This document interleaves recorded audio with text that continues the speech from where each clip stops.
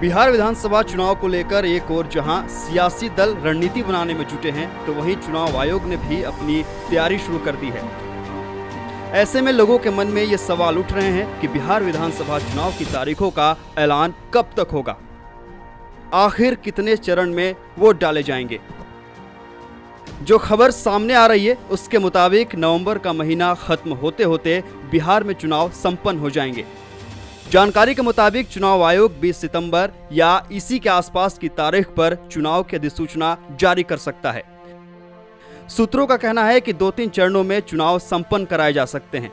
इससे पहले बिहार के सीएम नीतीश कुमार ने भी बिहार विधानसभा चुनाव की तारीखों का ऐलान सितंबर में होने के संकेत दिए थे।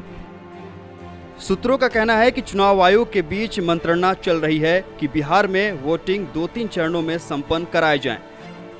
ऐसे में आशंका है कि अगर 2-3 चरणों में चुनाव होते हैं तो इसकी घोषणा में विलंब हो सकता है। आपको बता दें कि 2015 के विधानसभा चुनाव की घोषणा 9 सितंबर को हुई थी। उस दौरान बिहार में 6 चरणों में चुनाव हुए थे।